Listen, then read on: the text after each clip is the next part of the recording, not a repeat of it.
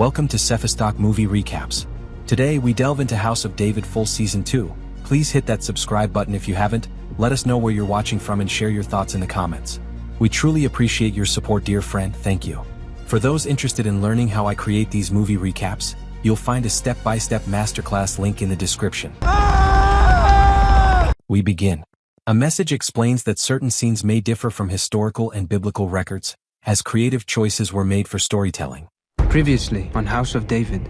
Why not send me to the king's army? Previously, David, a shepherd, urged his father to let him serve the king like his brothers. Bring me the one he anoints. After Saul disobeyed God, Samuel announced that David was chosen as Israel's future king. Saul struggled deeply, and Queen Ahinoam turned to forbidden practices for relief, worsening matters. King Akish recruited Goliath and his brothers against Israel, while Eshbal returned from exile and declared himself king. You must crown me king. Unexpectedly, David defeats Goliath, seizing his sword as Israel and the Philistines clash. Scenes of the Goliath sword forging for Akish are interwoven, while Michal recounts its legend, praised as unmatched in strength during the Rising Iron Age. Those who wield its power. Yet she reveals the true power lies not in the blade, but the one who wields it. This is what they say. In the present, David withstands King Akish's attack as the Philistine assault presses forward. Chaos spreads while Israelite forces charge into battle. Protect us. Jonathan rallies the counterattack bravely, yet is unseated and continues fighting on foot as Israel struggles to stand firm.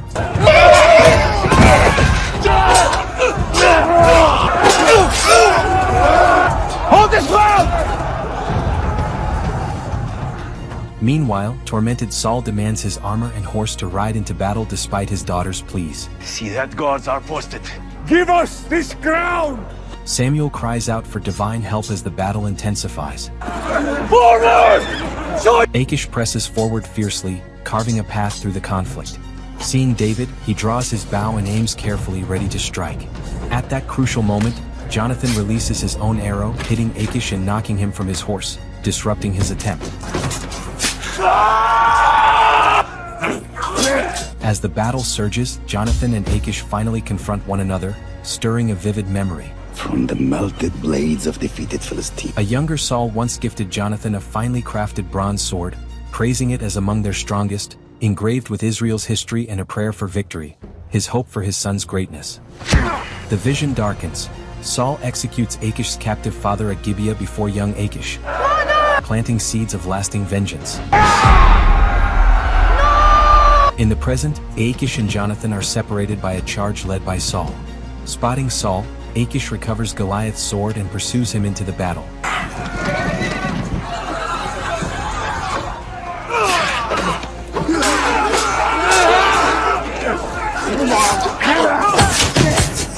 Amid the battle, Jonathan and David stand back to back, fighting in harmony as their unity strengthens against the advancing Philistine forces.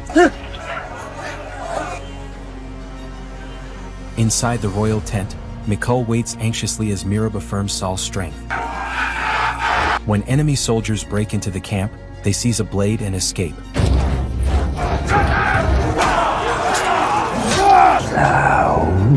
In the height of battle, Saul is thrown from his horse as a mysterious spirit, resembling Agag, appears before him. Shaken and entranced, he leaves the raging conflict and follows the figure away. Jonathan and David charge forward through enemy lines with Goliath's enormous shield. Abner, get David off the field! After meeting Abner, David is urged to retreat, but refuses and returns to battle, prompting Eliab to follow protectively. Jonathan, go! Meanwhile, Saul drifts into a burning forest, flames and smoke encircling him, as the battle becomes a profound and haunting spiritual reckoning. Come back! Outside the tent, Michal and Mirab see two giants pass through the camp as they hurry towards safety.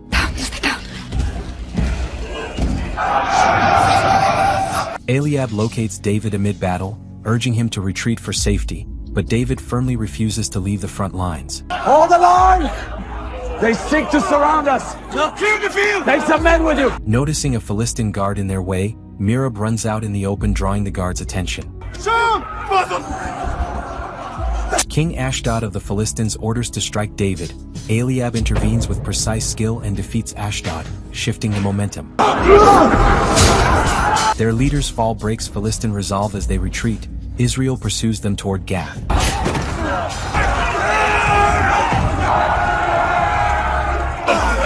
Above the valley, Samuel stands above with his staff raised, As in the days of Moses. like Moses in the war with Amalek, praying for God to give Israel the ground. Moving through the forest, Saul calls to the Spirit, which suddenly appears and confronts him. On the other side, Abinadab urges David to stay hidden alongside their timid brother, Netharniel, but David runs to find Saul. Jonathan is struck by an arrow yet fights on. Where's David? When David vanishes again, Eliab gathers Netharniel and goes after him. Meanwhile, Merab lures a guard as Michal trips and subdues him.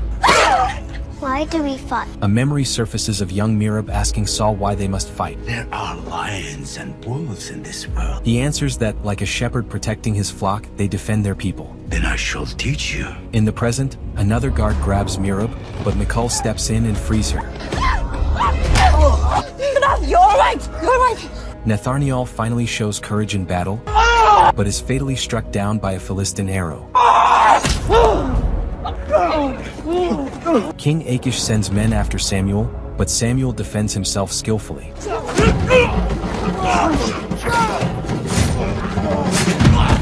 Once the threat is neutralized, he continues praying, his thoughts turning to powerful memories.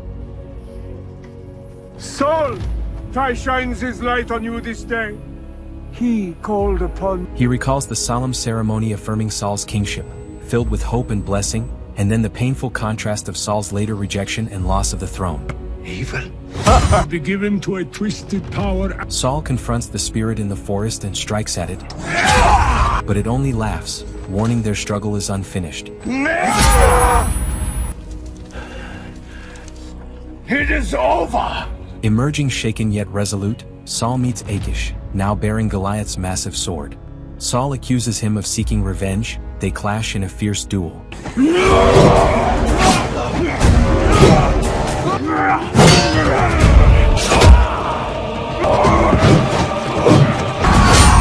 Akish shatters Saul's weapon with a powerful strike. Jonathan arrives just in time to shield his father, disarming Akish and grappling with him despite his earlier arrow wound.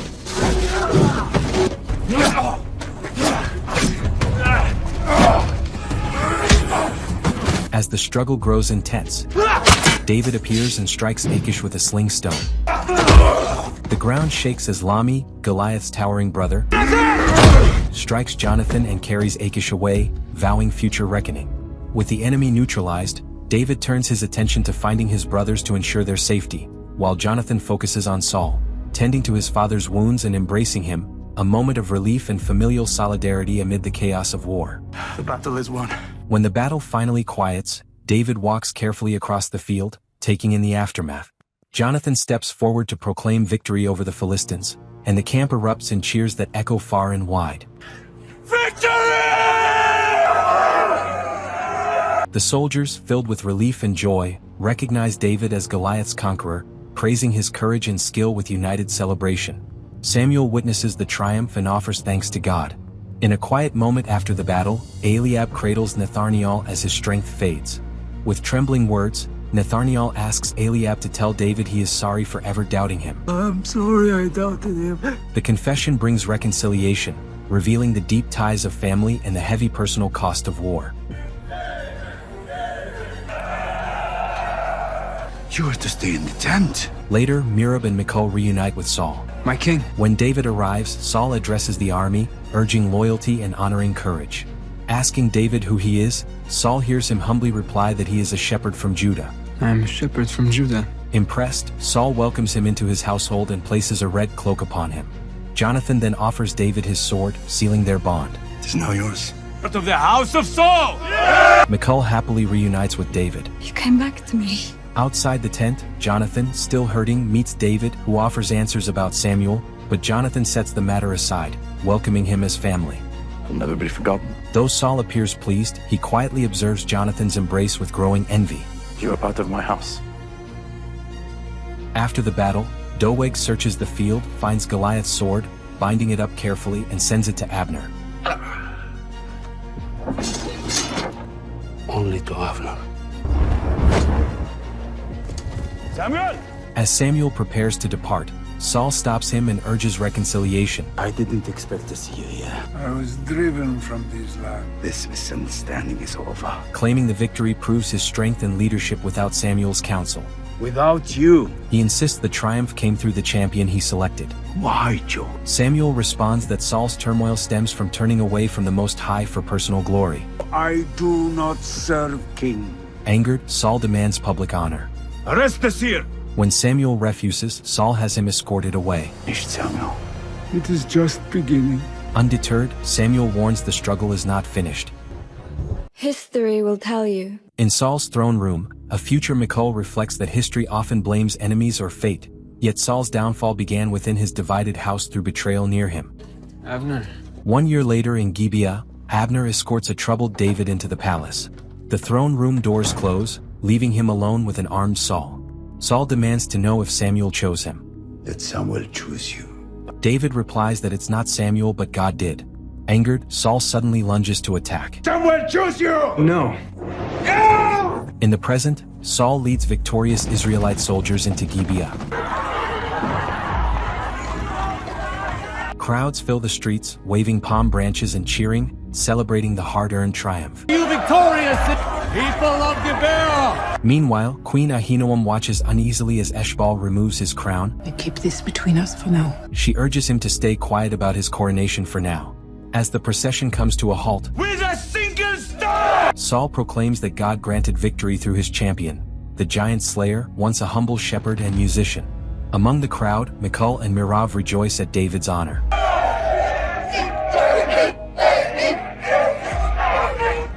Saul vows to bring David into the royal household, give him one of his daughters in marriage, and appoint him commander over 1,000 men. While David searches for Michal, Jordan talks to his father Adriel, fearing consequences for defying Saul's orders. Adriel hints he holds valuable knowledge about David. As Saul enters the palace, Ahinoam greets him warmly and embraces him, joined by Jonathan and the girls, before guiding him toward the throne room. There they are stunned to find Eshbal waiting. Overcome with emotion, Merav and Michal rush to embrace their brother.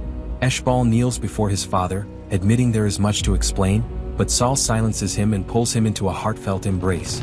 The joyful reunion is abruptly shattered by news of Netharniel's death, which Joab solemnly delivers to Jonathan. Go and find David. You need... Michal sets out to find David and is surprised to see him restored and standing above the city, his earlier wound healed beyond explanation. But how are you healing? Never ever feeling better. The world has... She shares the joy of her family's reunion and renewed peace. And there's you. Their quiet moment, however, is interrupted by the sorrowful news of his brother's death. It's your brother, Nathaniel. Elsewhere, Samuel sits confined as Abner urges him to eat and promises release if he reaffirms Saul on the Day of Atonement. I've come here with this offer, beside Saul, at the tabernacle. Samuel refuses, warning Abner that by tolerating what is wrong, the darkness that has overtaken Saul will overtake him as well unless he turns away from it. We become will consume you as well. Still suffering from an arrow wound sustained in the previous battle, Jonathan attempts to cauterize the injury himself. Kezia, a household servant, discovers him and urges him to seek proper care. She offers to take him to a healer she knows in the hills near Gibea. Realizing he has little choice, Jonathan agrees and rides off with her. Just an injury before I said. Take me there. In Judah, Jesse and his family gently prepare Netharniel's body for burial in a deeply sorrowful scene. The household moves with quiet reverence, burdened by grief. As they lay Netharniel to rest, David lifts his voice in a psalm of lament, his song echoing their sorrow and honoring his brother's memory. Overcome with grief and regret, Eliab withdraws to a hillside, seeking solitude to struggle with his pain alone. Meanwhile in Gath, Akish is confronted by Dagno, the newly crowned king of Ashdod, Daganor, son of Ashdod, who storms and enraged over the heavy Philistine losses. We all grieve the loss of your father. He accuses Akish of recklessness driven by personal vengeance. Their confrontation escalates into a duel when Dagno suddenly attacks.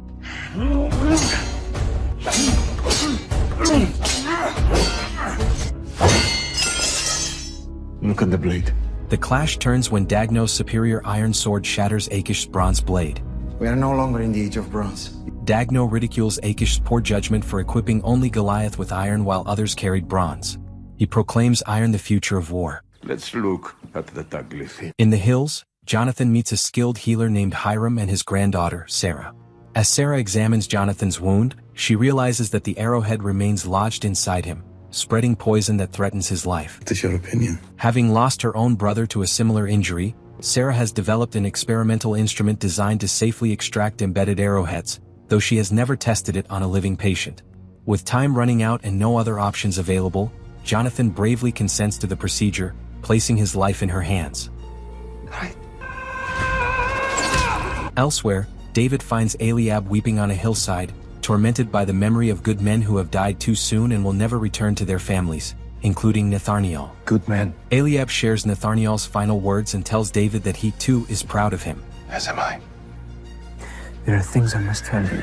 David is about to reveal all that has happened when they notice horsemen approaching, with Joab riding at the front. What business do you have with us? Arriving at the family home, Joab announces that he has been sent to escort David back to the royal court. No. Revealing David now commands 1,000 men, surpassing Eliab and himself. Eliab mutters that David rises as others fall. David tries to explain that he never sought these honors, but Eliab's anger erupts into a physical confrontation. Slayer. I'm sorry, I wanted...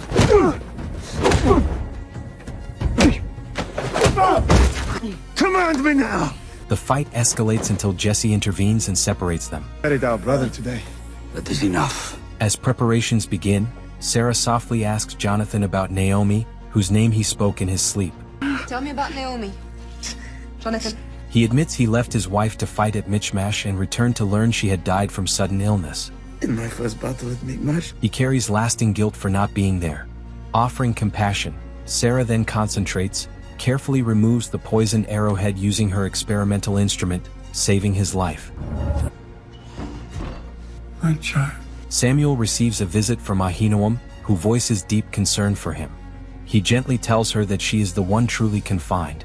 She argues that Saul's great victory proves his restoration and questions how God could overlook it. Are you saying Saul hasn't changed? Samuel replies that God sees the heart, and outward success does not equal inward renewal.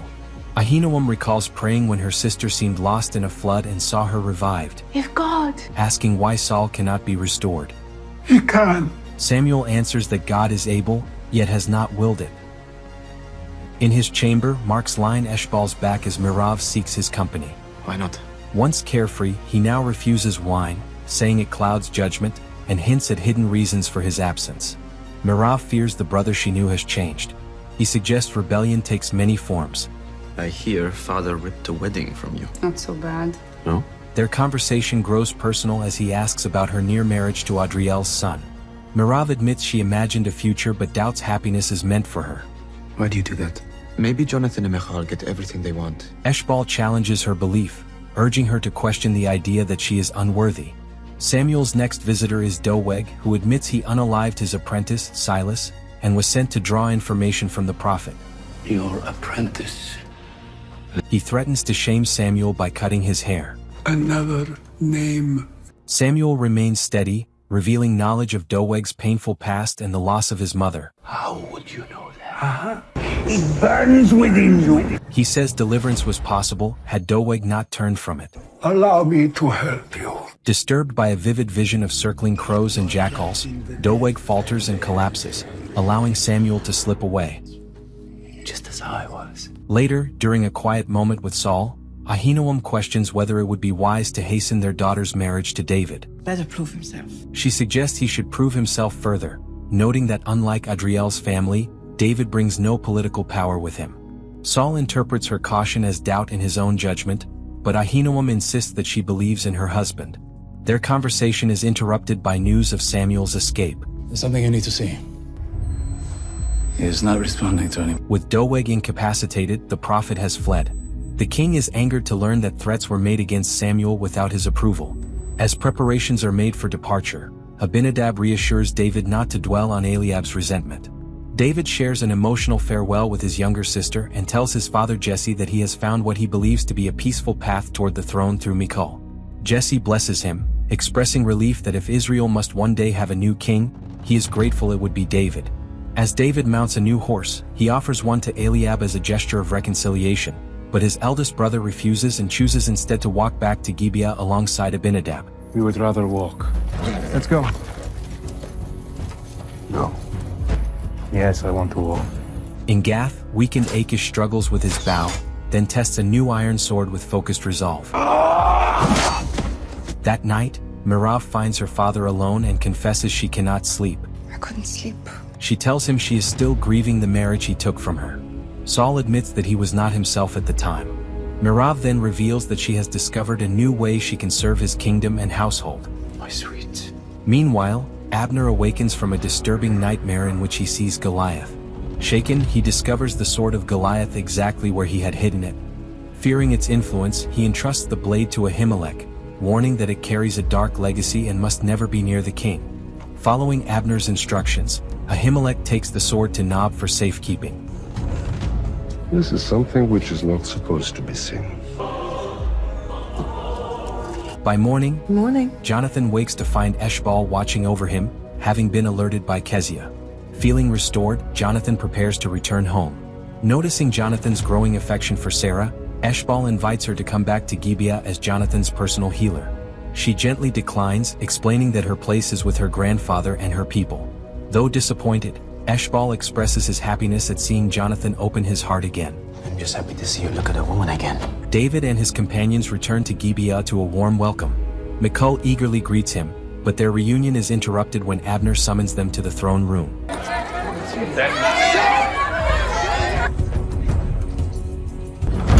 There, Saul asks David whether he is prepared to bind himself fully to the house of Saul, as both commander and son.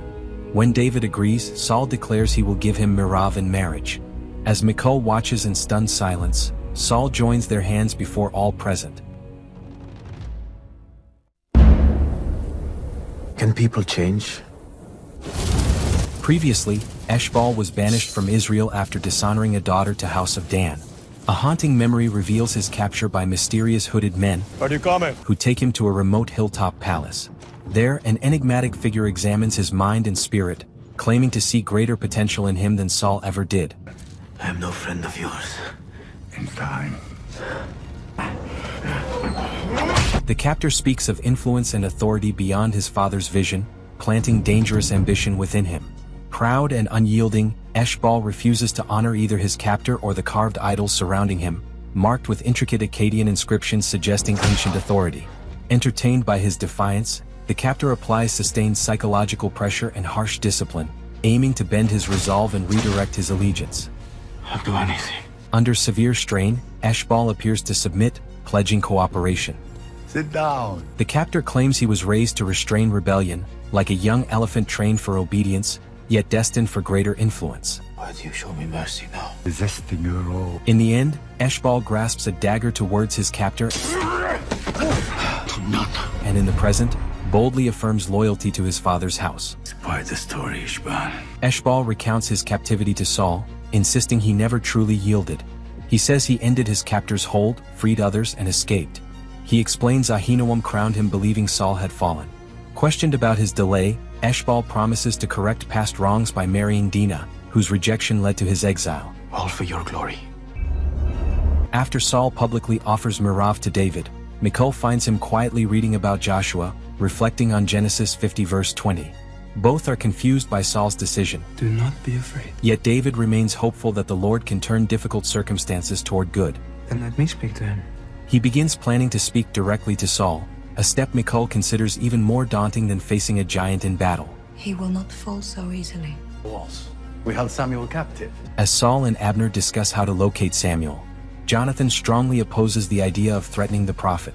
Interrupting Saul in the middle of official matters, David respectfully explains he loves Michal and cannot marry Merav. No one dares question the word. Reconsider. Reconsider! Saul firmly asserts his authority, and Abner later advises David not to risk Saul's favor. Can you believe him? Why would he do? Father knows this. Meanwhile, Michal asks her sister to help persuade their father to reconsider, Merav quickly dismisses the idea, suggesting Saul fears becoming vulnerable through David. I cannot marry Merav. I will not. Unable to convince Saul to reverse his decision, David turns inward, focusing on strengthening himself both physically and mentally. I'm Oaz. With the help of his brother Abinadab as well as Jonathan, Uriah, and Oaz, he commits to rigorous training, refining his combat skills, endurance, and strategic thinking.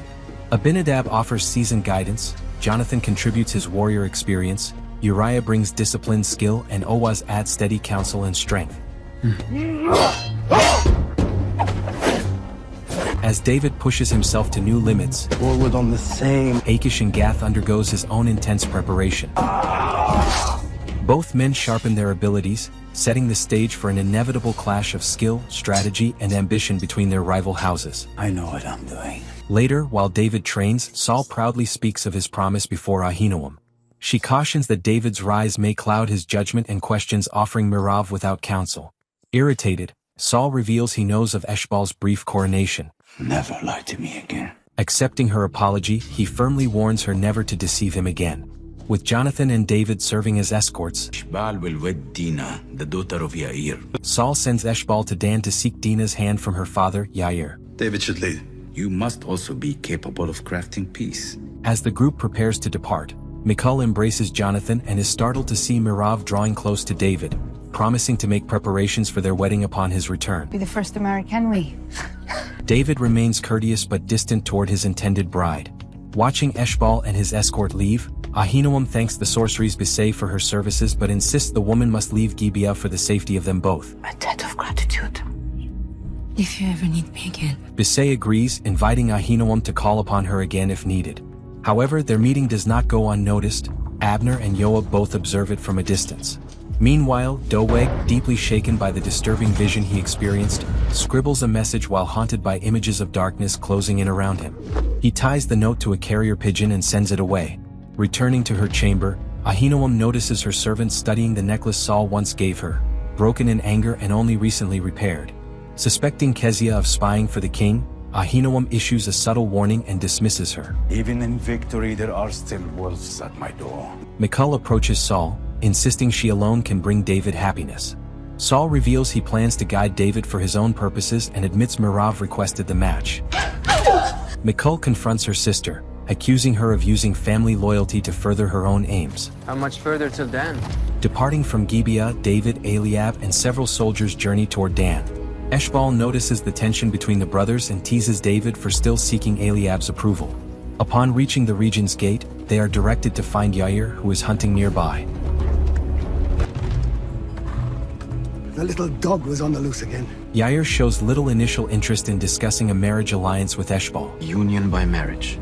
I am not interested. Instead, he expresses curiosity about David, the famed giant slayer. The one they call the giant killer. Intrigued by his reputation, Yair invites David to join the hunt to witness his skill firsthand. Boars are clever animals. The beast attempts to run towards Eshbal, who timidly flees for his life, but Dinah appears and brings it down skillfully. Her father quickly claims credit for the kill. You don't remember me. Later at camp, Jonathan urges Yair to accept the marriage proposal, stressing its strategic value and warning of consequences if he refuses to support Saul. Giant slayer. You spoke of disrespect before, but I chose to draw strength from their words. Yair hesitates until David advises him to show strength by accepting the alliance and repairing his strained bond with Saul. One's more of a leader than he had realized. Convinced, Yair agrees. Afterward, Eshbal approaches Dinah alone and offers a sincere apology for past dishonor. She first refuses, questioning his intent.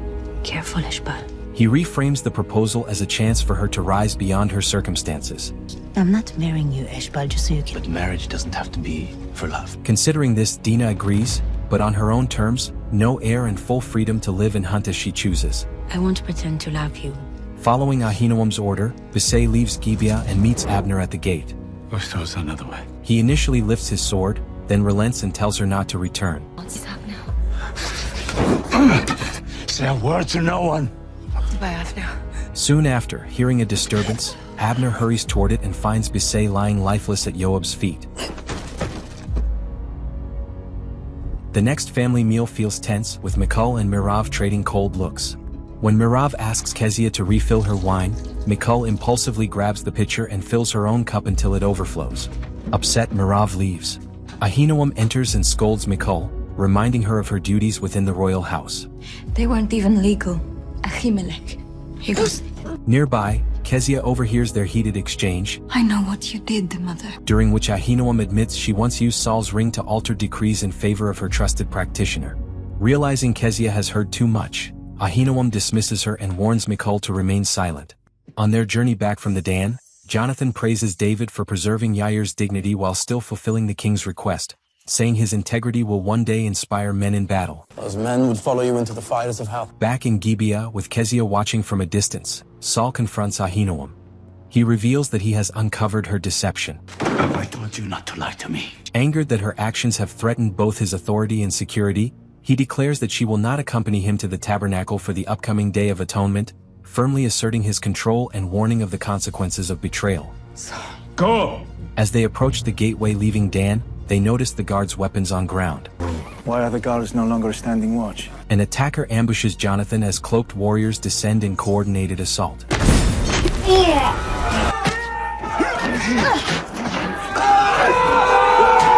Chaos breaks out as David and his men defend themselves.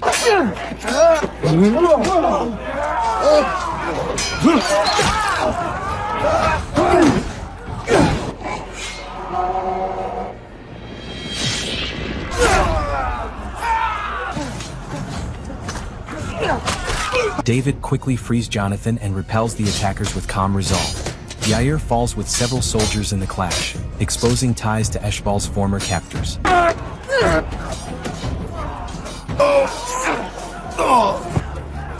Eshbal shields Dina, and the remaining escort retreats toward Gibia. Upon their return, they report the ambush. Saul vows to hunt down those responsible, concerned that Yair's allies might suspect him of orchestrating the attack. Royal convoy. They rob one of the wealthiest lords in the king.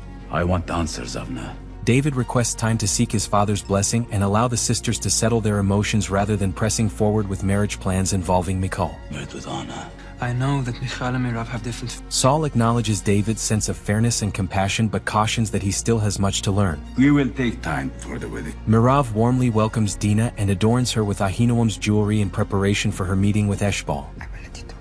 With Yair gone, the pressure to marry has eased, granting Dina greater freedom in her choice. It will not be safe for you to return home. She clarifies that their previous encounter did not involve closeness, You never defiled me that night. explaining that Eshbal had been overcome by wine. Even so, Eshbal insists on moving forward with the marriage, presenting it as an opportunity for them both to rise beyond their father's expectations and shape a shared future built on purpose rather than obligation. Meanwhile, Sarah completes her care for the wounded and finds Jonathan. In light-hearted conversation, she mentions that Eshbal has sent gifts in hopes of persuading her to come to the palace. Couldn't stop wondering if you'd recovered. She assures Jonathan, however, that her true concern is for his well-being. Jonathan admits that although his physical wound and the grief over Naomi's passing have largely healed, he may still need her continued care. The ruthless warrior. This do you have with the king? At last, Adriel arrives in Gibea and convinces Yoab that he carries vital information. Recognizing the seriousness of his claim, Yoab brings him before Saul.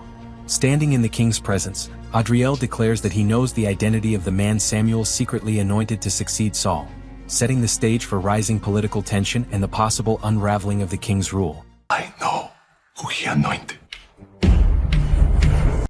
How big is it, Mother? In a childhood memory, David travels with his family toward the tabernacle for the Day of Atonement, where his mother, Nitzavet, explains that God sees all yet dwells there in a special way. Everyone's getting ready to leave. In the present, Michal tells David the group is ready to leave. He admits his family was once barred from attending because of his mother's heritage and his status. Michal assures him he will now be received with honor. Nearby, Merav observes quietly, troubled by his devotion to her sister. After speaking with Adriel about the one Samuel secretly anointed, Saul summons Yoab and orders him to remove the rival and his household. Troubled by Bisay's death, Abner urges caution and suggests another choice, but Saul insists only Yoab can carry out the task. Eliab expresses pride in David but sorrowfully reveals that he has been assigned to accompany Yoab on a confidential assignment. Proud. I'm not going with you. I just heard I'm being sent. Perhaps it was something I was never meant. You have to clean this every day. Meanwhile, Michal visits Sarah among the wounded and thanks her for restoring Jonathan's strength and spirit. Affection and reverence for the healer. Sarah modestly suggests he may mistake gratitude for affection, but Michal insists their bond is clear. Though unsure, Sarah agrees to join the royal family at the tabernacle. Brother? Later, when teased about needing more care, Jonathan laughs and says he has never felt worse. You're welcome, brother. As preparations begin for the journey, Mirav and Michal agree to keep their distance from one another. Eshbal asks Dina whether she would prefer to ride in the carriage with his sisters. She smiles at how little he understands her and mounts her horse with practiced skill, far more confidently than he manages himself. Why is mother not coming? And this year she will not be. To the surprise of his children, Saul announces that Ahinoam will not be joining them this year. As the royal entourage sets out, David shyly admits to Uriah that he has been asked to lead, even though he is unfamiliar with the route. A new commander's asking for directions, huh? How many giants have you killed? Boaz chuckles at his commander's inexperience, but Uriah reminds him of the giant he's slain. Meanwhile, Joab and Eliab ride toward Judah. You will know the truth when the time is right. Joab ominously refuses to reveal their destination or purpose. David? Saul commends David's loyalty and confesses that he envies David's first experience of the Day of Atonement. The Day of Atonement. He describes it as a sacred time of repentance. It is a ceremony that... A season when people confront their failings, seek forgiveness, and mark both an ending and a renewed beginning in their relationship with God. Our commander's a singer, huh? Boaz and Uriah are surprised to hear David playing his lyre and singing. They laugh lightly at him, but Jonathan encourages David to persevere. Don't mind them. He reminds him that, unlike sheep, soldiers require time to build loyalty and discover the sense of purpose that will sustain them through hardship and danger. We have servants to tend. Mirav intercepts David before he can reach Michal. She reveals that she persuaded Saul to gift Jesse 100 sheep and restore his family's standing so they may attend the next Day of Atonement. It already was. David thanks her sincerely but makes it clear that his love cannot be purchased and already belongs to Michal. David, I have never been chosen. Mirav argues that they share the same struggle as overlooked children longing for meaning and insists that their union would strengthen the kingdom. Though he may not love her, she begs him not to shame her before the nation. Don't embarrass me. Suddenly, word arrives of a Philistine attack on a nearby village. David and Jonathan depart immediately with a detachment of soldiers, while Abner calls for reinforcements. No more secrets. Elsewhere, in a Judean home, Eliab confronts Joab for answers. There can be no survivors. We cannot. Joab declares they must remove the man anointed by Samuel and his household. Eliab protests their innocence, but Joab carries out the sentence. Be smart, cousin. When the man's son flees, Joab orders Eliab to pursue and complete the grim task. Shaken and conflicted, Eliab hesitates before moving forward under heavy burden. I told you he wasn't ready. It is a dozen men we've lost, David. After the battle, Boaz rebukes David for advancing too quickly and leaving many wounded. Though sent to aid the injured, his words linger. Jonathan quietly agrees, noting David acted from emotion rather than strategy, leading to costly errors. Charcoal. Why risk life and limb for it? Surveying the field, they discover fallen Philistines carrying charcoal, an unsettling clue. Filled with remorse, David keeps a soldier's grief as a solemn reminder. I got those men killed. Mirav finds David alone and comforts him. She reflects on how war wounds not only those who fight but also the families left behind. I know what war does. As David breaks down in tears, she holds him gently. But you don't have to do it alone. From a distance, Michal witnesses the moment, her heart heavy with jealousy and sorrow. You promised me iron swords as a... In Philistia, Akish and Dagno inspect their ironworks and test new weapons. Dissatisfied with the weight, they inquire about the blacksmith who crafted Goliath's sword, learning he is gone. Can you do that or not? Yes. Get back to work! His apprentice promises better blades ahead.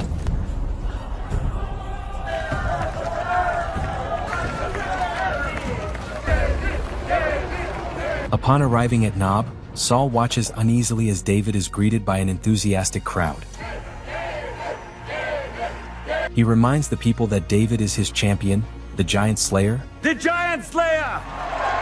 Pretend, David. Mirav quietly asks David to take her hand and maintain appearances for the sake of her reputation.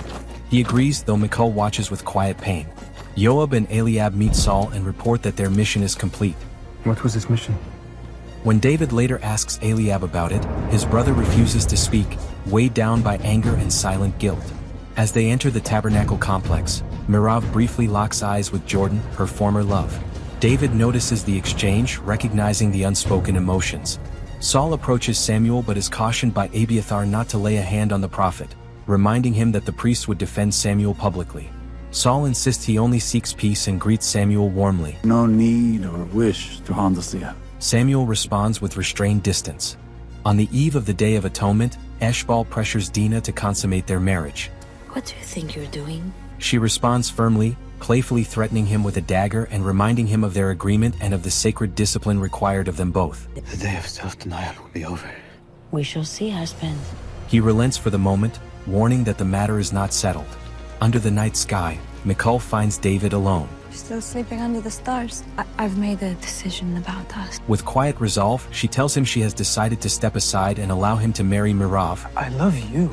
Believing that their personal happiness must yield to the stability of the kingdom and her father's authority. We just need to keep fighting. David resists, insisting that their love is part of God's greater design, one he believes will bring about a peaceful transition of power. You keep saying that, but Struggling with the cost of such hope, Michal asks that if he truly loves her, he will respect her decision, even if it breaks both their hearts.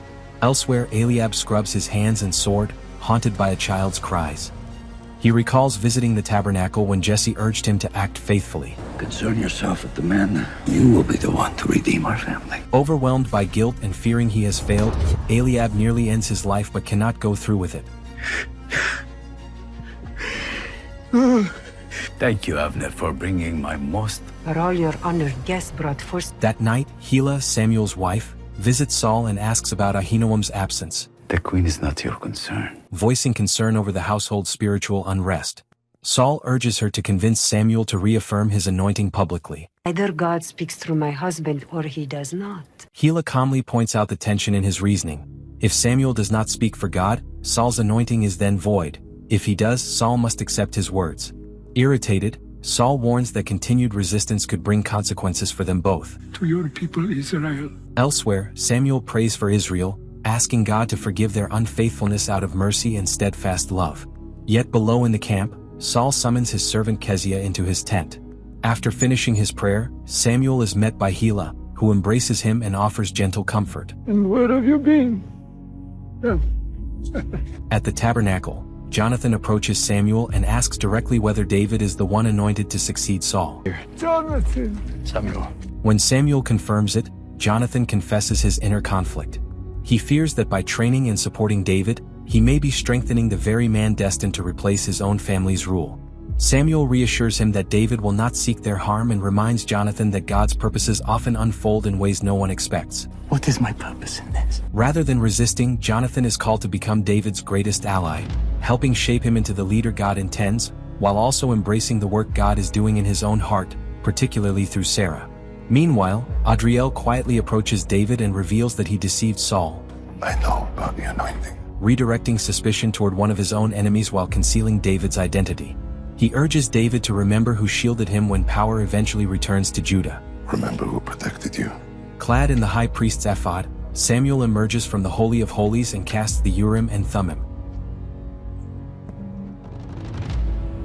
The Lord has chosen. One goat is chosen for the burnt offering. The other is appointed to carry the sins of Israel away from the camp. Upon this goat, into the wilderness. Saul approaches the altar without authorization and embraces him. In a hushed tone, he claims to have eliminated the false anointed one and once again presses Samuel to reaffirm his anointing before the people. Only then. I do as God speaks, as King God has not spoken. As they speak, David steps forward and lays the greave of the fallen soldier at the altar, a visible symbol of his repentance and acknowledgement of failure. The gesture captures the attention of everyone present, including Saul. Before Uriah, Olwaz, and the gathered worshippers, David falls to his knees and pours out a lament to the Lord. Jonathan then publicly embraces him, demonstrating unwavering loyalty before the entire assembly. I am with you, brother. I do not fear you. After, Samuel rebukes Saul for approaching the altar unlawfully. He declares that he neither fears nor serves the king in matters that belong to God. Before the congregation, Saul withdraws. You'll get what you want. After the service, Michal seeks out Merav and agrees to cease their rivalry, conceding that Merav may marry David. Even so, she confesses that forgiveness will not come easily. This man told me to take joy in my life. Jonathan, encouraged by Samuel's counsel, goes in search of Sarah, ready to pursue their relationship. However, Sarah stops him and reveals that her brother died during Jonathan's victory at Michmash. Though she has tried to let go of the past, she still struggles with holding him responsible. Take them. Later, as Saul departs Nob, he casts a hard glance toward Samuel. As the royal company journeys home, Oaz, moved by David's humility, begins to sing David's lament. One by one, the soldiers join in until the entire company lifts the song together. Moving on, a sweeping montage follows David leading Israel through a year of demanding campaigns across hills and valleys, through changing seasons. Year of Lebanon, in the house of the Lord. His reputation growing with every victory after Goliath's fall. Yet the sequence ends quietly 1 year later as David sits on a hilltop composing Psalms 92 and 41, grounding triumph in worship and reflection. I've been trying. Jonathan finds David still composing songs to the Lord despite growing fame. A house divided can be... Though battles are won, inner tensions remain. Suddenly, horns announce an ambush. David and Jonathan hurry to aid their struggling men against a Philistine assault. Where did he come from? Eliab ignores David's command and is pulled down to avoid a lethal arrow volley. In a clash, his bronze Amalekite sword is shattered.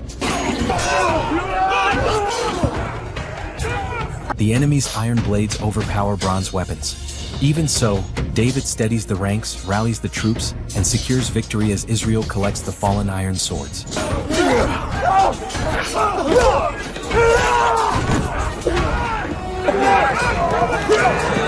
Who was that? Hey, yet still so strong. Do not defy my orders again. David rebukes Eliab. Soldiers note lighter but strong enemy swords, yet David remembers a sword more powerful, one used by Goliath. Meanwhile, Michal teaches children scripture and reading, honoring past heroes while quietly wondering how the story of David the giant slayer will ultimately unfold. When David returns triumphantly to Gibia, the crowds cheer loudly.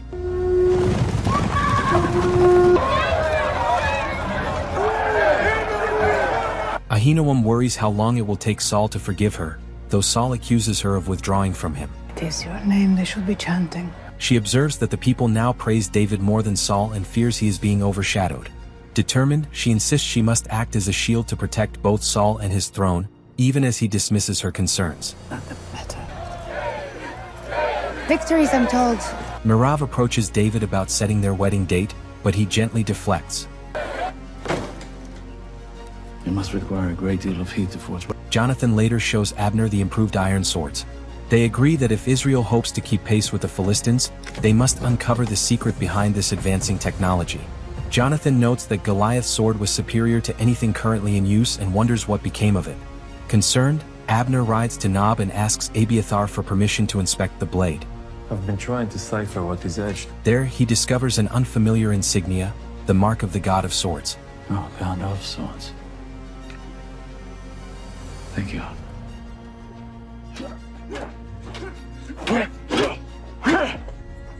There's the lion. Back in Gibia, after sparring, Jonathan asks David what being anointed feels like. David describes it as a surge of strength mixed with intense emotion, inspiring yet isolating. I fear I may lose control. Jonathan assures him he is not alone. Acknowledging that this calling alters succession, David expresses sorrow that Jonathan will not inherit the throne as tradition once suggested. Inside the palace, David meets Michal and remembers how she once taught him to read and rise early for prayer, unlike Merav. I miss hearing you sing them. He shares Psalm 23, saying it felt given rather than written. I wanted you to have this. The Lord is my shepherd. When she asks if he will compose a love song for Merav, he quietly says he cannot, as it would not be true. Struggling with buried feelings, Michal gently asks him to leave. As David leaves, Merav stops him and demands they set a wedding date, insisting she has waited long enough. You're avoiding me. I've waited long enough. Exhausted by the strain, David finally agrees. Marching backwards. servant to the king. Master metal forger. Meanwhile, Abner tells Saul that the master smith behind Goliath's blade, called the God of Swords, is believed to be an Ender. My army would convince him. No, this is not a job for an army. Saul hesitates, unwilling to risk ties with the woman known as the Witch of Ender. Abner insists only he can find the craftsman and must travel quietly with a small group. Saul finally agrees. Abner departs with David, Jonathan, Eliab, Uriah, Oaz, Abinadab, and others disguised as merchants. Throughout the journey, Eliab continues to display open frustration toward David. You wrestle with God. I would fight him. I don't like that man. After seeing Eshbal and Doeg speak in private, Dina warns her husband not to trust someone capable of ruthless acts. He dismisses her. You look so happy. Mirav shares her wedding news. Mikul offers strained congratulations. Congratulations. On the outskirts of Ender, Abner cautions the men that the city has a reputation for unrest and defiance. Inside they find disorder, fighting, wagering, idle devotion, and wild celebration. We're merchants from Sidon.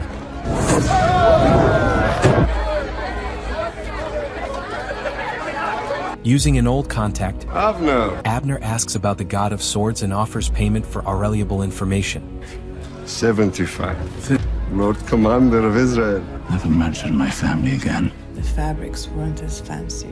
That evening in Gibia, as Mirav studies her wedding garments, Ahinoam asks whether she understands the weight of a marriage bound to power and status. She cautions that such a union demands endurance more than comfort. Mirav replies that she learned from her mother that love holds little value, words Ahinoam insists were never her lesson. Placing a ring in her hand, Ahinoam offers support and urges her to stand firm, quietly affirming her love for Saul. Tell me, my dear. Elsewhere, Saul speaks privately with Kezia, reflecting on the pain his daughters carry. He acknowledges that some wounds do not fade with time, they deepen. This is the greatest day of my life. In Ender, David and his companions are brought to a rough snake-fighting pit. Oaz impulsively bets some of David's money and loses, underscoring the city's reckless spirit. Taking advantage of the moment, Abner approaches the pit's owner, the imposing blacksmith known as the God of Swords, to speak about Goliath's famed blade. That was a fine sword. Come with me.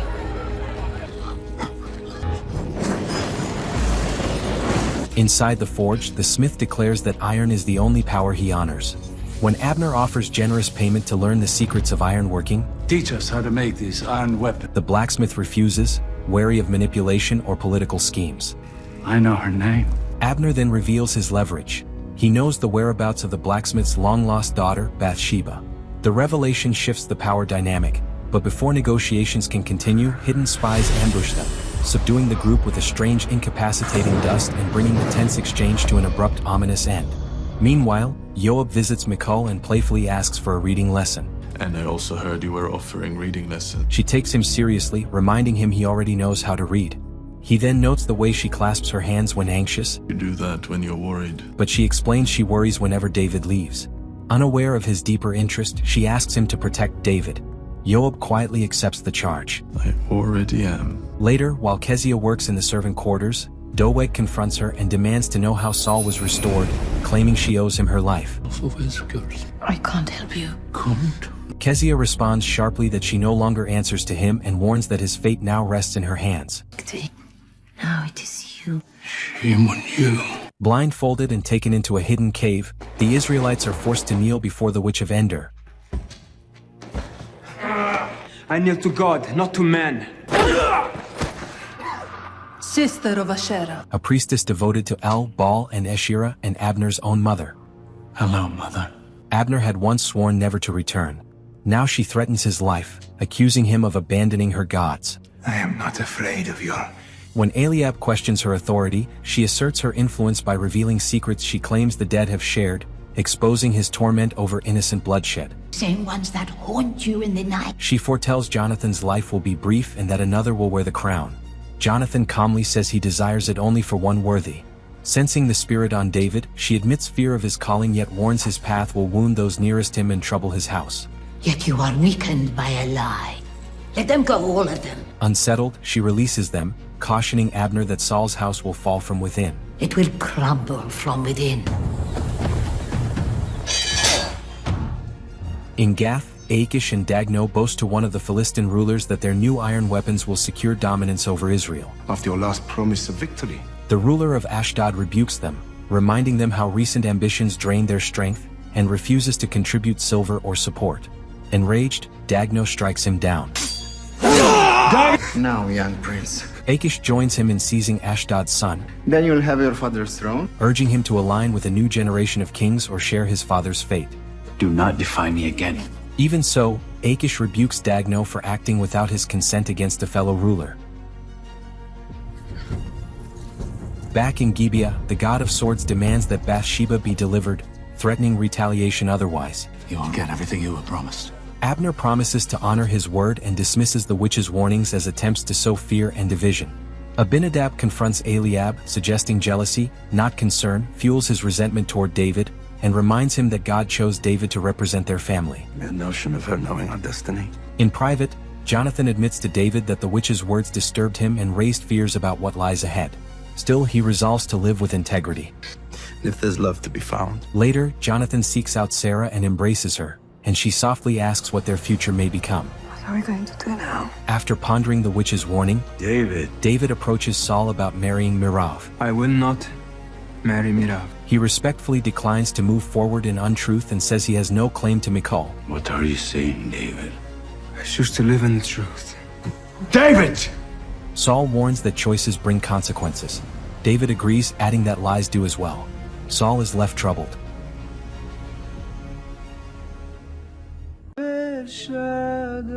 At sunrise in Gibia, David lifts his voice in praise, playing his lyre as the first light spreads across the hills.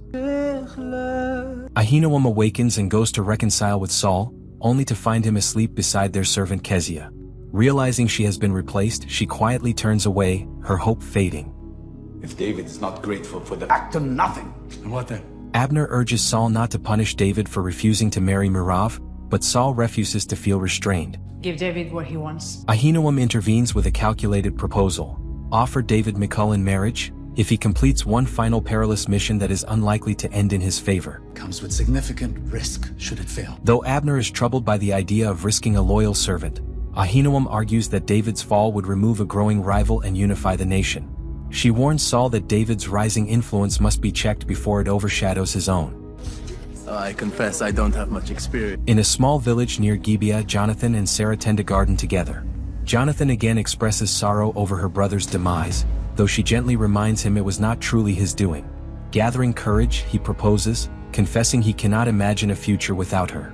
Sarah hesitates, unable to picture herself as a queen or stepping into such uncertainty. There's something I need to tell you. After learning of David's refusal from others, Mirav confronts him in anger. It would have to matter to me for your betrayal to have you dragged behind 100 horses. Though she claims indifference, her humiliation is evident.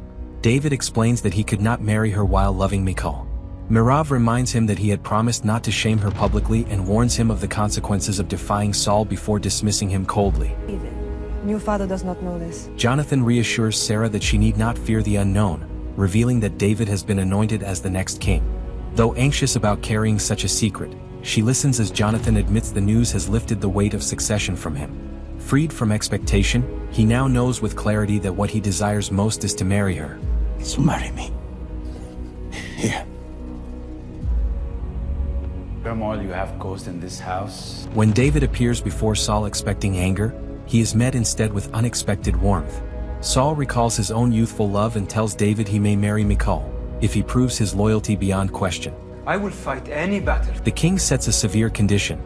David must strike a Philistine forge and present proof of victory by defeating 100 Philistine warriors. My king, I would kill 1,000. The task is designed to be nearly impossible because they want David not to survive. Undaunted, David accepts without hesitation, agreeing to keep the mission secret especially from Michal. Sarah finally consents to Jonathan's proposal and is married by her grandfather in a quiet ceremony attended only by family and neighbors. As you join our houses as your wife. Meanwhile, before departing, David plays his lyre once more for Saul, who listens with the unspoken thought that it may be the last time he hears the music.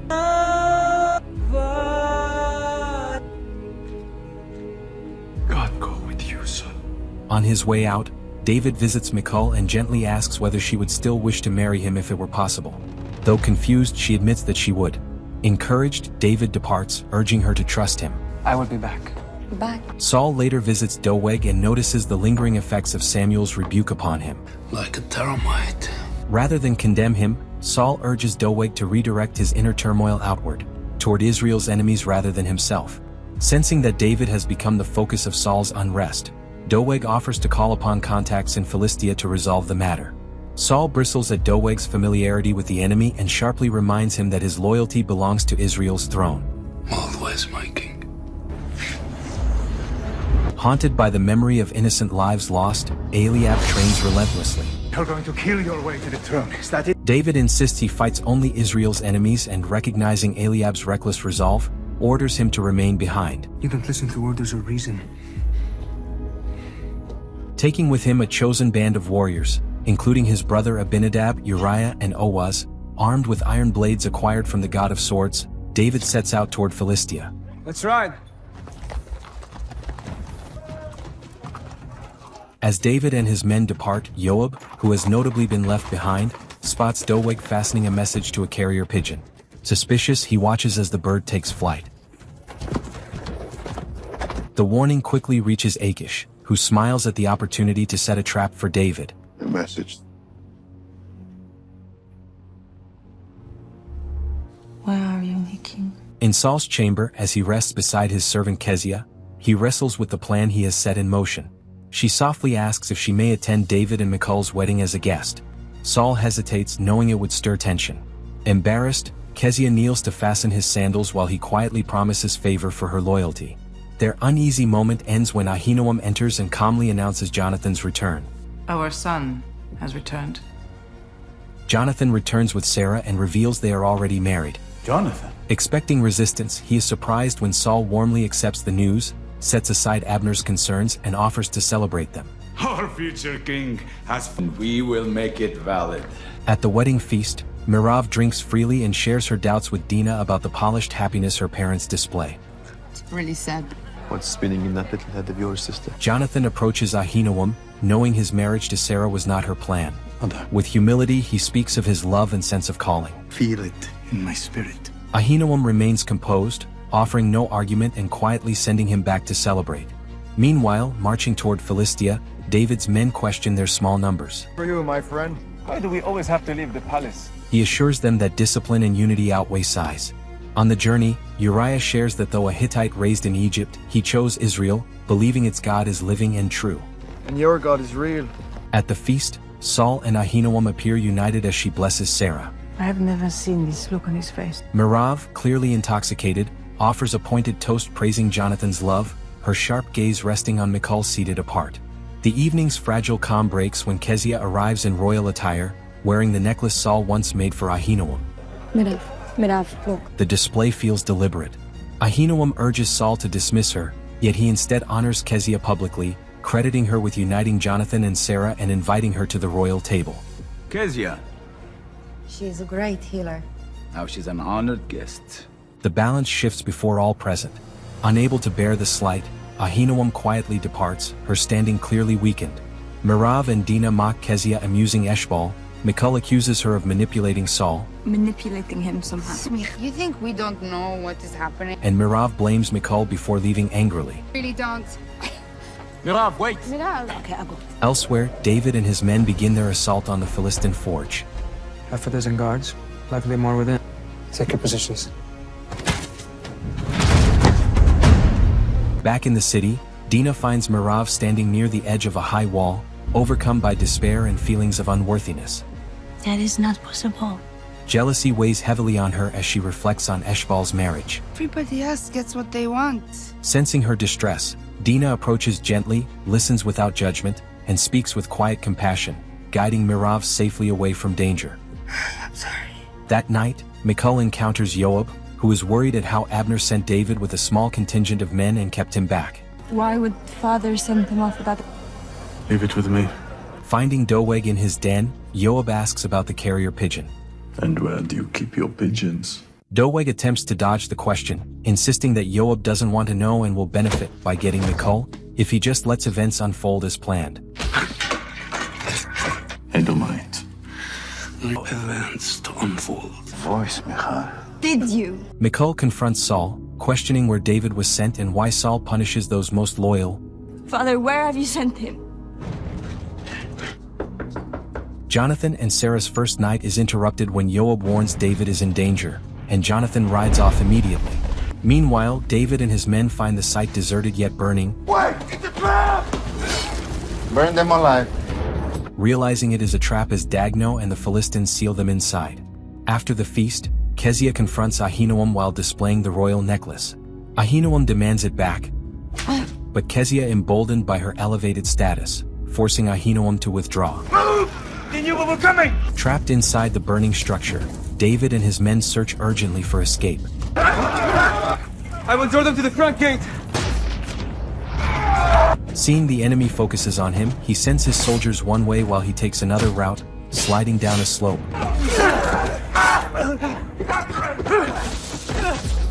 Only to confront a Philistine force led by Akish. Akish commands his men to capture David.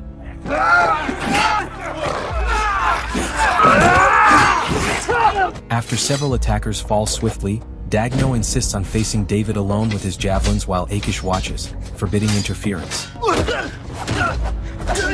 Let the gods decide. After Dagno falls, Akish realizes Israel's God favors David. He exposes Saul's treachery and invites David's alliance. David refuses. However, Joab and Jonathan arrive with cavalry and drive through the Philistine flank.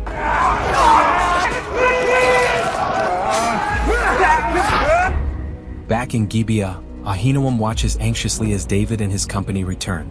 Victorious, David storms into Saul's throne room, anger evident. Doeg shrinks back. David casts a sack at Saul's feet, not 100 tokens of victory but 200, declaring that he has fulfilled the king's demand and asking for Michal's hand. David? He finds Michal in the garden. Wounded and stained from battle, he embraces her and asks her to marry him. She accepts. Humiliated, Saul summons Ahinoam, trying to deflect blame. I see it now. You are my curse. She defends her strategy, which only deepens his anger. Their argument grows heated. Servants! Saul accuses her of inviting misfortune, while Ahinoam reminds him of her efforts to protect his reign and calls out his fear. In a surge of fury, Saul seizes Ahinoam and drags her through the palace to the city gates as Merav follows in shock. Before the gathered crowd, he casts Ahinoam out and banishes her. You are banished! Merav and Eshbal look on in disbelief. With feigned tenderness, Eshbal embraces his mother and whispers that she now understands what it means to be betrayed by those who claim to love her. Now you know how it feels. As he steps away, Ahinoam meets Merav's tearful gaze and signals her to remain strong. Messengers spread news of David and Michal's wedding across Israel, accompanied by a solemn voice reciting words from Deuteronomy, Numbers, and Jeremiah. Listen to my words. Take water. When Adriel hears the report, he tells Jordan that the marriage marks a hopeful turning point for the nation. New dawn in Israel. In Gibia, Eshbal awakens from troubled dreams of his captivity at the hands of pagan captors, startled by the sound of shouting and alarmed.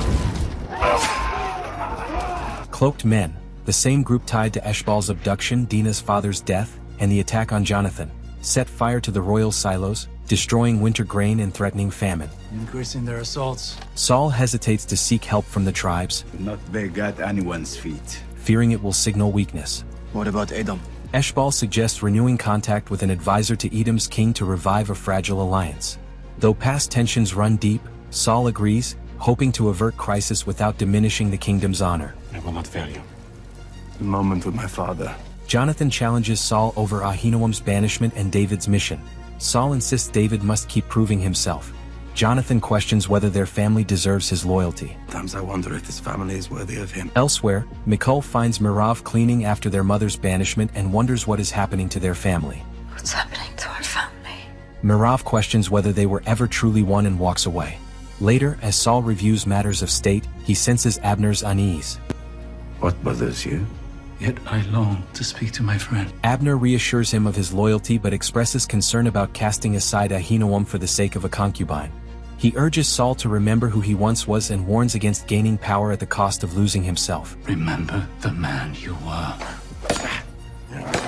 Meanwhile, Sarah finds Jonathan in training and reveals that she is expecting a child. Overjoyed, Jonathan imagines teaching their son or daughter to ride and raising a family in peace.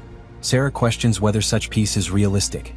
Though Jonathan remains hopeful that David's eventual rule could unfold peacefully, they agree to keep the news private for now. Our lives are free and safe. As the wedding draws near, David and Michal enter the pool of May Tahara for ritual immersion. On the earth.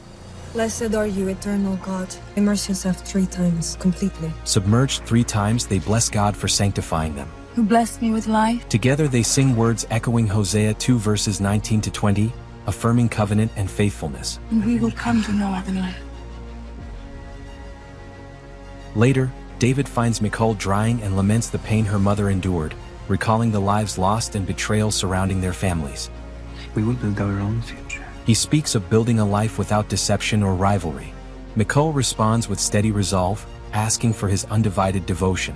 Overwhelmed by tension and the pressures of preparation, Mirav slips away to join Dina for a hunt. Do you want to go back to sulking in the palace? Have you done this with my brother? As they cross fields and forest, Dina confides that she has begun to feel genuine interest in Eshbal, even if love has not yet taken root. Yes. Hold it down. Lie here on inside. Suddenly, Dina notices Doeg meeting secretly with the one-eyed man responsible for her father's demise. Alarmed, she urges Mirav to return to the palace while she remains watchful. To take care of something. Dina!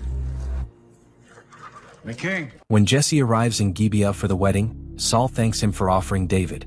Jesse makes it clear that David chose his path freely. Saul probes further, asking whether Jesse knew Samuel personally. Jesse replies that he honored Samuel but did not know him closely. Offering a ring as a moher, Jesse is told by Saul that the king should be the one giving gifts. Jesse declines to be indebted to the throne. Sensing mounting tension, Eliab quickly guides his father toward the celebration. This is a celebration. Come.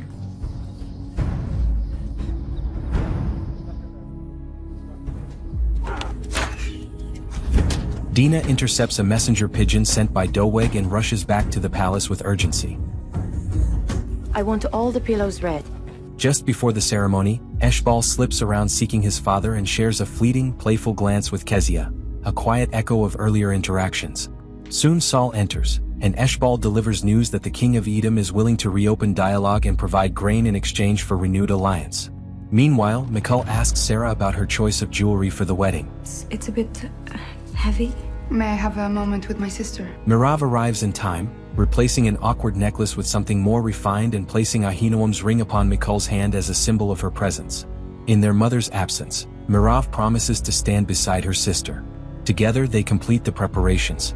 That she is always with you. Thank you. Crowds gather in great numbers to witness the wedding ceremony. Even Eliab and Jesse share quiet pride. Before the procession, Dina slips away to tell Eshbal she has urgent news for later. David enters with radiant joy, bringing dignity to the occasion. Michal follows, and David approaches Saul with reverence, formally asking for her hand and reaffirming loyalty to the kingdom and to God. Come into your house that you may give me your daughter Michal. Recognizing his devotion, Saul grants his blessing. And my new son. You will be my wife. Before all present, David vows lifelong faithfulness to Michal under God's covenant.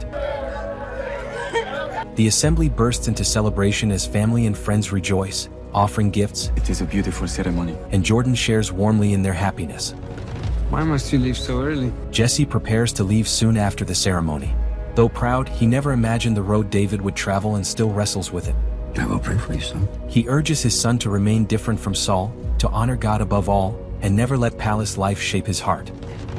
My son. Adriel approaches David and reminds him that he helped clear the way for his rise. David responds firmly that it was God, not any man, who established his path. My family grieved, Tovia. Though Adriel points to the risks he took and the consequences that could follow if Saul uncovered deception, David refuses to claim any debt to him, insisting that his future rests in God's hands. I owe you nothing. Later, David tries to speak with Eliab about the innocent lives lost in Judah, but Eliab refuses and tells him to focus on his wedding night. Thank you, Adriel.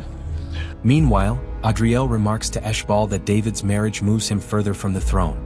Eshbal appears indifferent, yet Adriel senses ambition beneath his calm and quietly reveals the truth about David's anointing. I've been holding a secret. It's not at all who he says he is. David and Michal are then escorted to their new home in a triumphant procession, marking the beginning of their life together. I need to tell you a story. Meanwhile, Eshbal quietly informs Saul of David's secret anointing, framing it as concealed ambition. We have been deceived. It's David. As the implications sink in, anger flickers in the king's eyes. Later that night, Dinah draws Eshbal aside and shares what she uncovered. Doeg meeting the one-eyed man tied to her father's death, and a message proving the silos were not destroyed by Philistines. Eshbal urges her to let him handle it. Stay with me, speak of it to no one. No, I won't let this rest, I can't. When she refuses, he admits he did not expect to care for her as he does. Then, in a sudden and irreversible act, he pushes her from the wall, ending her life.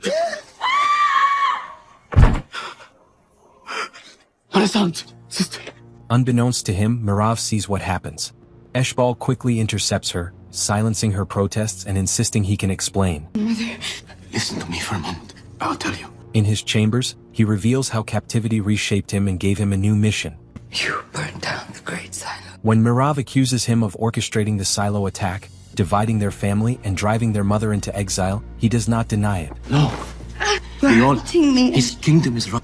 We will lose everything. Instead, he claims his actions were necessary to dismantle what he sees as a failing kingdom and build something stronger. Appealing to their shared past, he asks her to remain silent and stand beside him. And I need you now. It is the only way.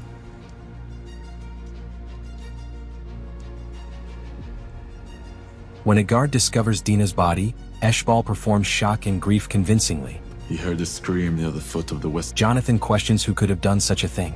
At that moment, Merav steps forward and claims Dinah had been quietly overwhelmed by grief over her father's death and had spoken to her privately about despair. Often spoke about ending her own life. Eshbal maintains the appearance of sorrow and suspicion fades. My brother. Sometime later, as David and Michal rest together, Abner knocks and summons David to Saul's chamber. Taking his lyre, David follows, though Abner offers no explanation. From a distance, Eshbal trails them quietly, watching with anticipation. David enters Saul's chamber and the doors shut behind him. Saul stands armed and furious, accusing him of betrayal. When David says God chose him, Saul attacks. Someone chose you! No, God chose me.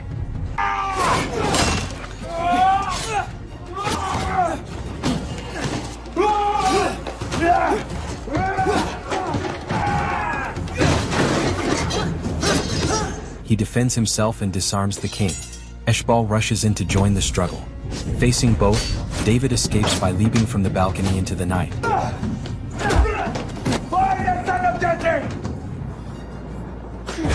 After the confrontation, Joab is ordered to disarm and detain Eliab, assuming he may aid his brother. Take him away. Abner claims he witnessed David strike at the king and commands the guards to search the city for David and anyone loyal to him. Find him! He's gone towards the eastern gate. Moving through the shadows, David returns home and urges Michal to pack at once. David? What's happened? She struggles to believe her father tried to harm him. Pressed for the truth, David reveals Samuel's anointing. Samuel came to Bethlehem. Michal is hurt that he kept such a secret, but David explains he feared for his family's safety, reminding her of what Saul has done before. Trying to protect you. Liar, I'm not a threat. God chose me. Warning that she could be used against him. If you stay, he will use you against me. David, come. Come. A knock interrupts them. Joab. Is he here? Joab warns Michal he can delay the guards only briefly. After he leaves, David climbs down and waits below, urging her to follow. When she hesitates, he is forced to flee alone. Inside, Michal places a household statue beneath the bed covers to resemble a sleeping figure. Joab reports to Abner that he searched the house and found nothing. Anything? No, Commander. Suspicious, Abner goes himself with Joab close behind. Michal gestures toward the covered figure. Abner thrusts his sword downward, revealing only the statue. Convinced David attacked Saul, he pressures Michal for answers. He said nothing. He told me he was anointed king. Joab intervenes, disarms Abner, and urges Michal to escape before leaving himself. Traitor! Your father will want to see you. Guards! Joab frees Eliab, admits he has long known of David's anointing. How long have you known? Sends him to safeguard their family in Bethlehem, and resolves to gather supporters, believing events align with God's will. This is what God wants. Father! Eliab reaches Jesse's farm before Saul's men and warns that David's anointing has been discovered. He urges the family to gather essentials and flee, setting fire to the house to cover their escape. Leave nothing behind! On the road to the new moon feast, Jonathan and Sarah are halted when a pebble strikes their carriage. Get down. Stop the carriage! Jonathan discovers David hiding nearby. He knows. Hearing of Saul's attack, Jonathan is shaken but trusts David would not betray his family. He vows to return to Gibia, deliver a message to Michal, and signal whether reconciliation is possible. Give this to Michal. Hidden until it's safe. I did not choose this path. In the palace, a tearful Michal approaches Saul. He questions whether her grief is for the man he believes betrayed him. Tears for your husband who betrayed me. She pleads for peace. Saul claims Merav told him David threatened her to ensure silence. Fearing further conflict, Michal remains silent. Saul embraces her, promising protection. I am so sorry. Jonathan will be arriving soon. Seems you were right, brother! As their home burns behind them, Jesse tells Eliab that God's purpose extends to him as well as to David. He acknowledges the burden Eliab has carried. But son, your work is complete. I cannot atone for! Overwhelmed by guilt, Eliab doubts forgiveness is possible, but Jesse reminds him that mercy is greater than any failing. Entrusting the family to Abinadab, Eliab departs alone, still wrestling inwardly. At the feast, Jonathan delivers David's message to Michal, urging courage. During supper, he draws attention to the empty seats and the rumors of Saul's pursuit. Ordering the execution of a prince of Israel. Who taught you this? When Abner claims David tried to harm the king, Jonathan reminds them of previous attempts against David and insists he poses no threat. Father, you remember when the giant fell? David is not— Saul's anger erupts. He accuses Jonathan of disloyalty and even hurls his spear at him. Dare you? Sarah flees in fear. Though Saul attempts to soften his words, Jonathan leaves, declaring shame in his father's actions. The next day, Jonathan practices archery. As planned, he sends the final arrow beyond its mark, signaling failure. Take this back to the armor. After dismissing his servant, he meets David and returns his lyre. My father will not relent. For the poet. He reveals Sarah is expecting a child. Sarah is with child. Concerned about what David's future reign could mean for his son, he fears how rulers secure power. Promise me you will never harm my family. The two swear a covenant to protect one another's families. This is a covenant between us. As Jonathan blesses David's path, May the house of David endure forever. David wonders whether Jonathan might have ruled more fittingly. You would be the better king. Jonathan assures him that God's choice is not mistaken. Fleeing north, David reaches Ramah and seeks out Samuel. Exhausted and shaken, he longs for direction. Drink this. I don't know where to go. Samuel tells him he is not forsaken. The suffering before him, he explains, is bound to the calling upon him. Before a crown comes the wilderness. These words have warmed my heart from time. Rather than urging David into immediate action, Samuel tells him to be still and listen for the quiet voice of God, a guidance that often comes not through spectacle but through silence. For travel. He directs David to the priestly city of Nob, where he will find provision and counsel for the next stage of his journey. At the same time, Samuel warns him not to retreat into fear as the danger. I will do it. Though Saul will seek his life, Samuel resolves to confront the king himself, standing firm in his prophetic calling. In Gibea, Merav attempts to comfort Michal, dismissing the turmoil as the folly of men. Michal feels conflicted, wounded by David's secrecy, yet still loving him. She bitterly concludes that the throne poisons everyone who sits upon it. Her words trouble Merav, especially as she watches Eshbal heading to speak with Saul.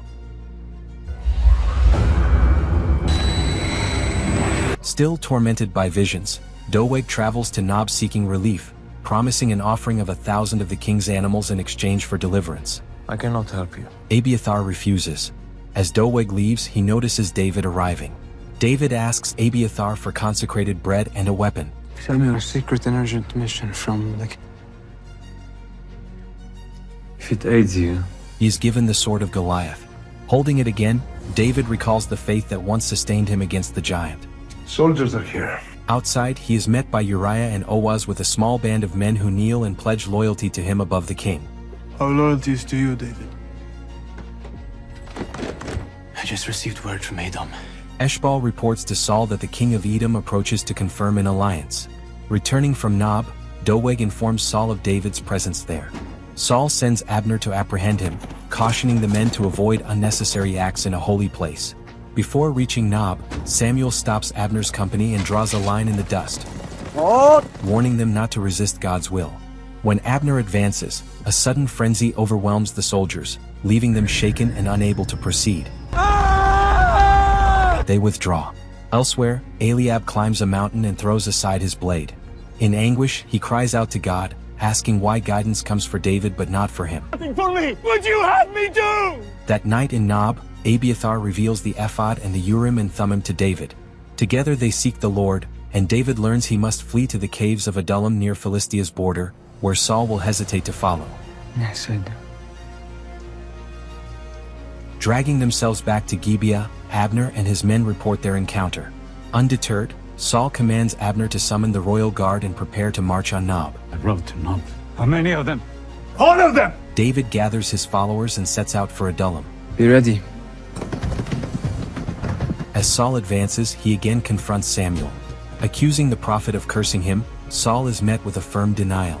Samuel declares that Saul has become accursed through his own corruption. Drawing his sword, Saul prepares to strike, but he is thrown to the ground by an unseen force. When his men attempt to intervene, they too are struck down. Corrupted your very nature. Darkness has prevailed, and I will no longer mourn. Commanded to prophesy, Saul sees a vision of an older David receiving a crown. He is compelled to speak what he sees. Saul says he sees David on the throne. Who will speak his name? Samuel, overwhelmed, breaks his staff and walks away. For a moment, David seems to sense that something has shifted. Let's go. My king. Where's Samuel? Gone. Finding Saul shaken, Doeg offers to pursue Samuel.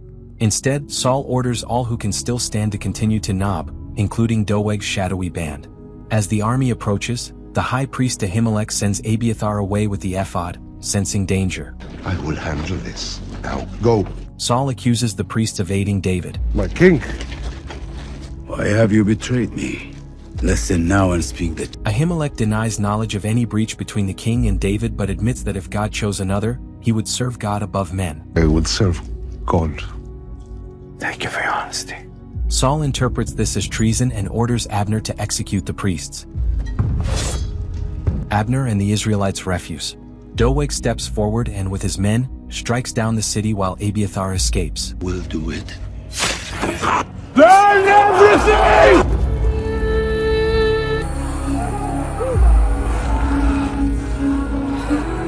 What have you done? Samuel. In Ramah, Samuel senses the calamity unfolding. Hela encourages him to trust that he has fulfilled his role faithfully. You have played your part in the grand. Resting in her embrace, Samuel breathes his last. It is beautiful.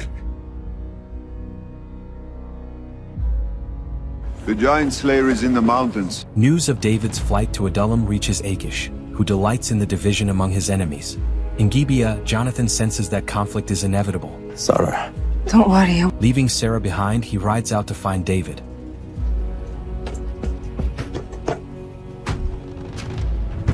We're being watched. As David journeys, he is joined by a growing band led by Joab, Eliab, and Jesse, who pledge themselves to his cause. You're a hard man to find. And if we are here to serve you.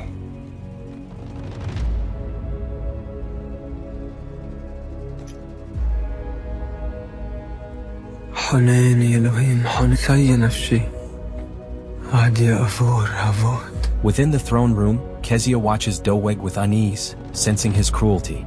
Michal withdraws into isolation and sorrow.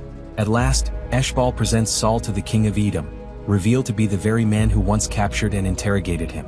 Climbing a hill near Adullam, David lifts his voice in prayer, asking God to reveal his will and to guide the future of the kingdom entrusted to him. Thanks for watching. For those interested in learning how I create these movie recaps, you'll find a step-by-step masterclass link in the description. Please hit that subscribe button if you haven't, let us know where you're watching from and share your thoughts in the comments. We truly appreciate your support, dear friend. Feel free to click on the next video. Thank you.